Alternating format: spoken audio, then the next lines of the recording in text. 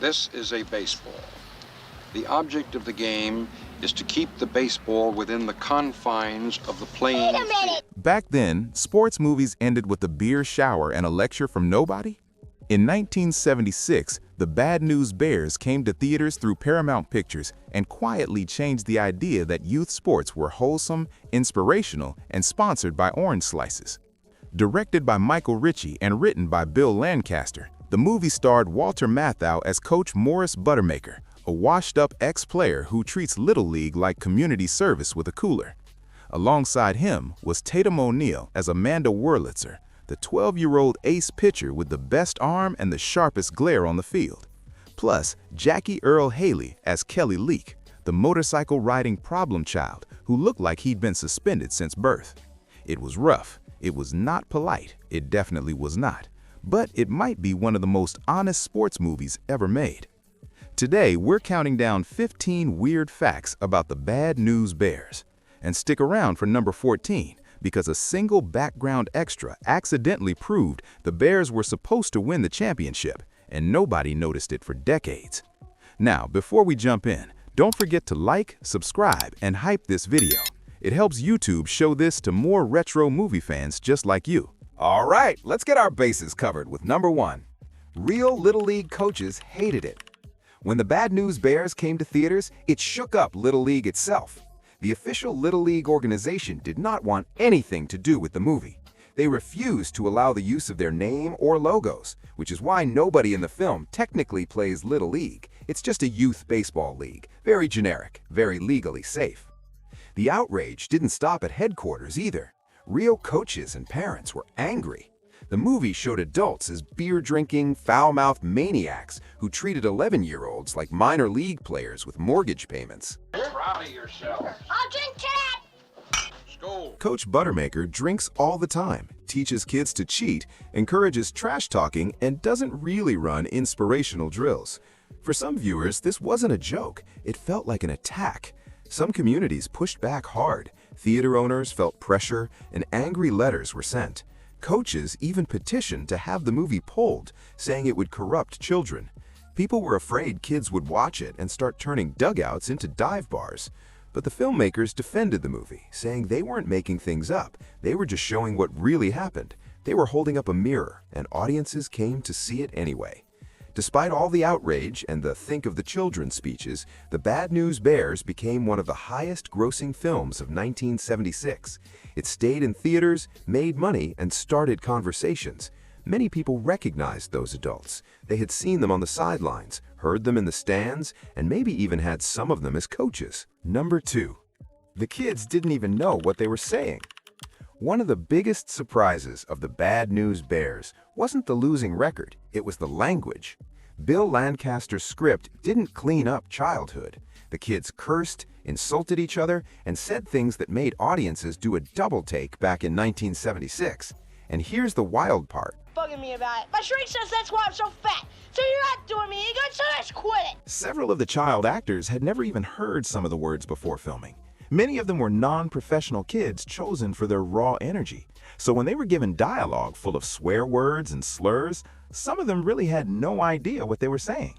They memorized the words like vocabulary flashcards from another world and delivered them with perfect comedic timing. Their parents, however, were not as amused. The script didn't just use mild language, it went all the way. The kids said hell, damn, ass, and many worse things. There were racial and religious slurs that would never be allowed in a modern script. Amanda even mentions being on the pill at age 11. But the swearing wasn't there to shock. It made the movie feel real. It made the team feel like real kids. It was messy, inappropriate, and a little too honest. These were kids of the 1970s who sounded like they'd been raised by older siblings in unsupervised afternoons. Number 3, a big pay gap on a kid's movie. Walter Matthau was the grumpy face on the poster. The experienced A-lister, the studio's safe bet with a hangover and a cigar. And in 1976 Hollywood, that meant one thing. You got paid first. Matthau got a $750,000 base salary, and because this was 70s Hollywood, not summer camp, he also got 10% of the theater earnings. By the time the Bears stopped cussing long enough to count the money, Matthau had earned over $2 million. Then there was Tatum O'Neal, O'Neal played Amanda Whurlitzer, the pitcher, the eye roll, the actual emotional heart of the whole movie. She got $350,000 up front, plus about 8 to 9% of the net profits, half the base salary. For an actress who had already won an Academy Award for Paper Moon at age 10, she was an Oscar winner who could act better than most adults before recess. And here's the kicker. In 1976, O'Neal ranked 8th in the top 10 money-making stars poll. She was technically a bigger box office draw than Matthau that year. The 12-year-old carrying the emotional weight of the movie got half the money of the guy passed out in the dugout. Now, to be fair, that back-end percentage saved her. The Bad News Bears went on to make over $32 million, so O'Neal's total earnings eventually got close to Matthau's. The profit sharing helped close the gap, but the hierarchy was clear from day one. Matthau was the name. Tatum was the reason the movie worked. Number 4. Walter Matthau didn't want to coach the Bears. Before Walter Matthau became Coach Morris Buttermaker, he almost said no to the Bad News Bears entirely. His worry was simple. Matthau thought the movie might be too cute. This was a man who made a career playing world-weary cynics who looked like they hadn't smiled since the Truman administration. He also wasn't the studio's first or second choice, to be fair. The role of Buttermaker was first offered to Steve McQueen and Warren Beatty. Both said no because of other commitments. So, in another universe, the Bad News Bears might have been coached by either a cool action star or Hollywood's smoothest leading man. Instead, the part went to the guy who looked like he accidentally wandered onto the field after losing a bar bet. And thank goodness for that. What changed Matthau's mind was Bill Lancaster's script. Sharp, unsentimental, slightly mean.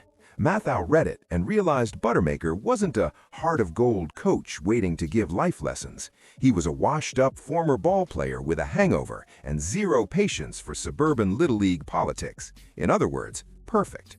Now here's where the story softens a bit. For a man who supposedly couldn't stand working with kids, Matthau's own son, Charles Matthau, was cast in the movie as a member of the rival team. And according to Charles, his dad had a great time on set and was super kind to the younger cast. So much for the grumpy anti-kid story. Matthau turned Buttermaker into the model for every reluctant, cynical coach character that came after. When I say your name, step forward and tell me what position you want to. Sometimes the third choice is actually the best one. Number 5. Jackie Earle Haley rode a motorcycle to his own audition. Most 14-year-olds show up to auditions in the back of their mom's station wagon. Jackie Earle Haley showed up on a motorcycle, breaking the law. Haley was barely old enough for a learner's permit when he rode to the audition for the Bad News Bears on 2 wheels, already breaking California traffic rules before the casting director even knew his name. He decided to ride there on his own, because when you're 14 and already have the energy of a kid who's been grounded more times than he's been to class, you don't wait for a ride. And if you're a casting director looking for Kelly Leak, the kid who breaks the law on the way to his audition, he's probably your guy. The producers saw it, loved it, and the role was basically his the moment he kicked down the stand. In the movie, Leak rides a 1975 Harley-Davidson Z90. Not a big outlaw bike, but a smaller model made during Harley's partnership with Air Maki. It looked tough, it sounded tough, and when Haley rode it to practice, every other kid on the team immediately knew who was boss. Behind the scenes, the crew quietly swapped in a Honda XR75 for the tricky stunts, like wheelies and tight turns, anything that needed less risk and more insurance safety. But the image that stayed in people's minds was the real one, a 14-year-old kid, helmet off, riding into a Hollywood audition like he was late for a parole hearing. Number 6. Tatum O'Neal really pitched. Tatum O'Neal didn't pretend when she was cast as Amanda Whurlitzer. You must like those kind of guys. Sure do hang on the field often enough. She wasn't some secret Little League star waiting for her movie moment. She was an Oscar-winning actress who, at the time, wasn't exactly lighting up sandlots with a curveball. Director Michael Ritchie even told her during auditions that they could work around the athletic part if they had to. Editing, camera tricks, doubles, movie magic. Hollywood always has options. O'Neal ignored all of them. For 3 months before filming, she worked with a professional pitching coach. She learned to throw a real fastball, so by the time the cameras rolled, she wasn't pretending anymore. That snap of the wrist was real. The windup was real. That glare from the mound was also very, very real. And that realism is part of why the Bad News Bears feels different from every polished, slow-clap sports movie that came after it. It wasn't entirely all her, because even then studios liked insurance. For the really fast pitches and trickier specialty throws, the crew quietly brought in a male stunt double, filmed from behind or from a distance. Blink and you'd miss it. O'Neal handled most of the pitching you see on screen. The doubles made sure the pro-level talent in the script didn't look like backyard practice. And in a movie built on grit, sarcasm, and chaotic little league energy, that mattered.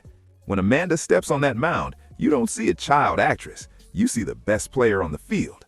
And in 1976, that felt different. Number 7. Buttermaker was basically Burt Lancaster in a dugout. Coach Morris Buttermaker feels too real to be random. The grumpy charm, the constant look of disappointment, the energy of a man who's seen better days and doesn't want to explain himself. That's because he wasn't completely made up. Bill Lancaster, the screenwriter, was the son of Burt Lancaster, Hollywood royalty, acrobat turned movie star. He was intense, magnetic, and not exactly known for warm, fuzzy bedtime vibes.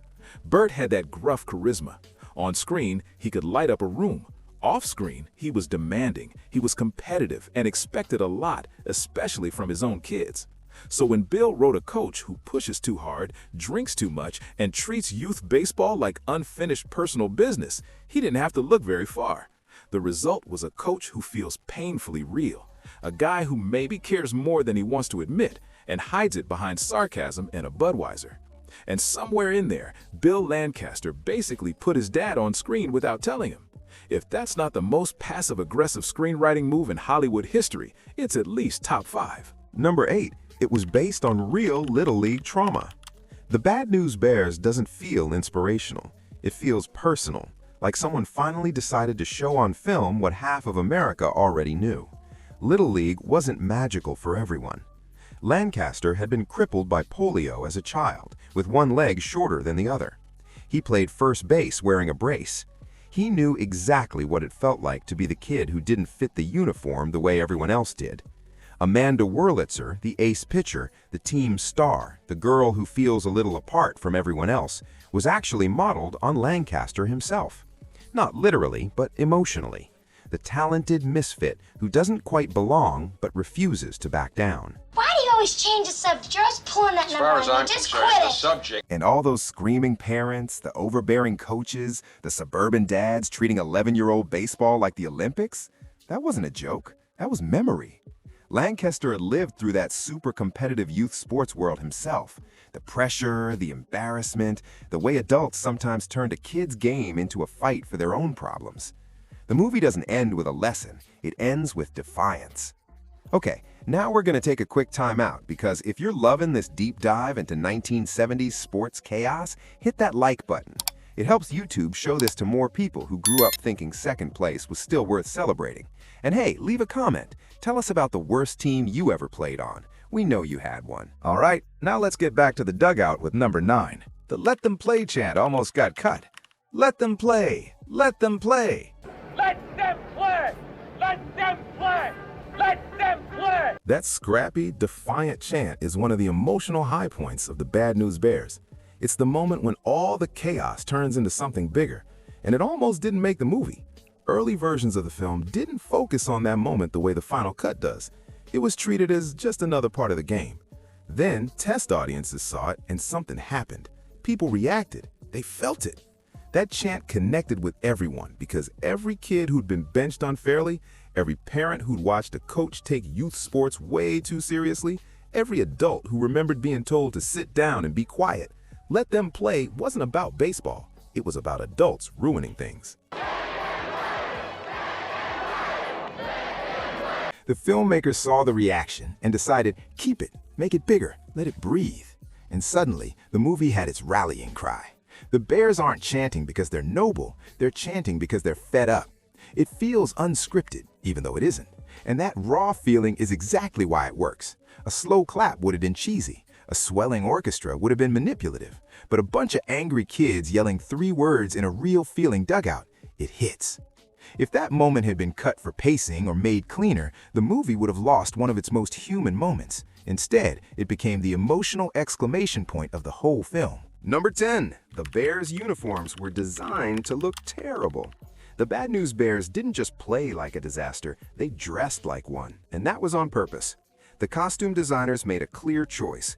The Bears' uniforms were meant to look cheap, ill-fitting, and a little sad, like they had been pulled from a cardboard box labeled donations and handed out 5 minutes before the first pitch. This was visual storytelling at its best. When the Bears step onto the field next to teams like the Yankees, the difference is clear. The rival teams look crisp, polished, and professional. The Bears look like they got dressed in the parking lot. Their logo looks like someone ironed it on during a commercial break. By the time they start winning games, the uniforms haven't changed. They're still wrinkled, still a little off, still not built for glory. But when the scrappy team in the worst jerseys on the field competes with the polished squads in perfect white, it hits 10 times harder. Turns out you don't need new uniforms, you just need something to prove. Number 11. Fake beer, real attitude. The final scene of the Bad News Bears. There's no way that could happen today. The team doesn't win the championship, they don't learn a neat moral, they don't line up for a handshake montage. They grab beer, they spray it, chug it, and celebrate like they just won the World Series instead of finishing second and getting a lecture from someone's dad. Now, the kids weren't actually drinking alcohol. The crew gave them ginger ale. Fizzy, harmless, and probably still tasted like rebellion when you're 12, but it looked real. Then there's Walter Matthau. Coach Morris Buttermaker doesn't sip beer, he lives in it. Throughout the movie, he's seen drinking at least 7 different brands, whatever was cheapest that week. That told you everything about the man. A washed-up ex-player buying whatever was on sale and calling it a day. Meanwhile, the kids sprayed ginger ale like they'd just been drafted.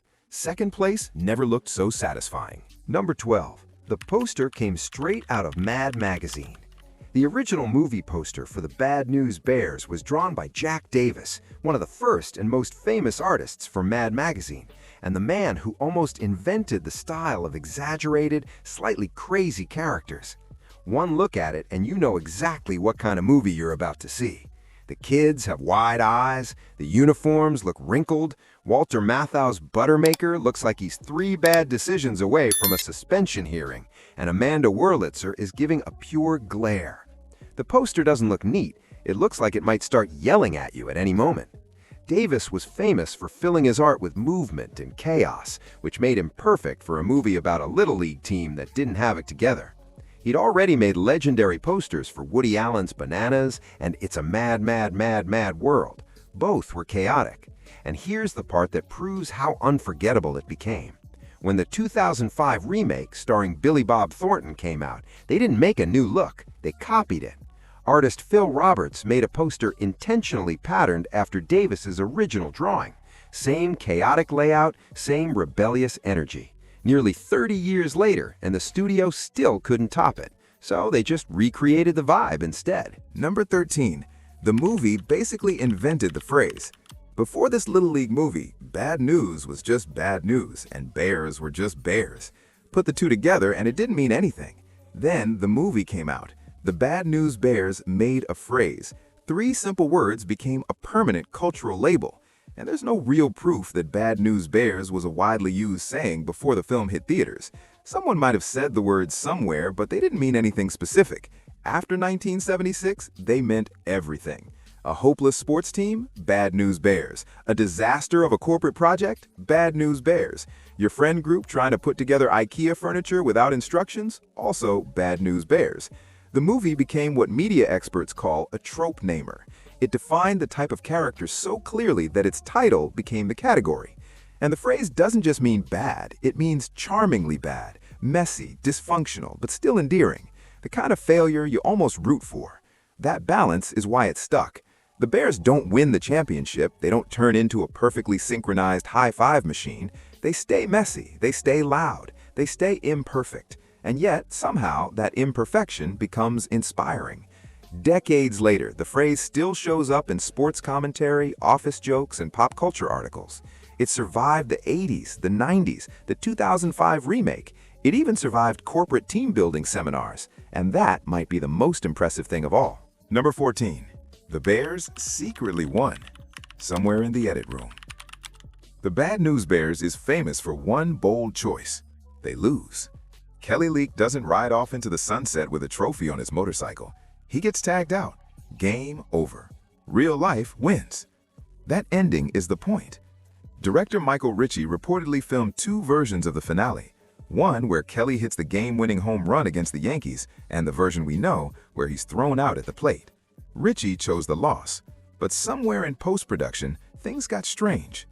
Earlier in the movie, when Kelly hits a home run to give the Bears their first win of the season against the White Sox, there's a celebration shot. The team goes wild, but sharp-eyed fans notice something odd behind home plate.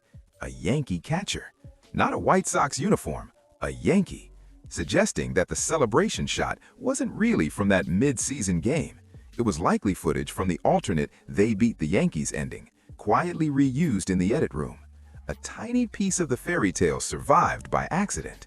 It's one of those blink-and-you-miss-it continuity errors that becomes legendary once you know to look for it. Film nerd treasure at its best. A ghost of the ending that almost was, hiding in plain sight behind home plate. The actual finale, the one where the Bears spray beer after losing the championship, was completely intentional. They weren't celebrating a secret win. They were celebrating something else. Respect, camaraderie, and the fact that they showed up and didn't get steamrolled. They lost the game, but they won something bigger. But thanks to one stray Yankee catcher in the background, there's technically a parallel universe where the Bears took home the trophy. You just have to freeze frame it. Even the editing mistakes in this movie are rebellious. Number 15. The Aguilar brothers didn't speak Spanish. The Aguilar brothers weren't written as the ultimate outsiders. Jose and Miguel barely spoke a word of English. They stood on the field looking confused while everyone else argued about batting order and juice boxes. Except the actors playing them didn't speak Spanish. Jaime Escobedo and George Gonzalez were both native English speakers from Los Angeles. Fluent, comfortable, but on screen, they were the no English kids, which meant they had to learn all of their Spanish lines phonetically. Not conversationally, not fluently, phonetically, memorizing sounds they didn't naturally understand to make it look real. Jose, played by Escobedo, handled second base and deadpan silence like a pro. Miguel, played by Gonzalez, stood in right field with a strike zone so small it practically needed a magnifying glass. The 2 characters written to be the most socially isolated by language were actually some of the most comfortable kids on set. So while Jose and Miguel looked lost during Team Chaos on camera, behind the scenes, they were completely fine. And there you have it, 15 weird and wild facts about the Bad News Bears. Which facts surprised you the most? Drop it in the comments and share this with a friend who still calls every losing team the Bad News Bears. Don't forget to hit like, subscribe, and ring that notification bell.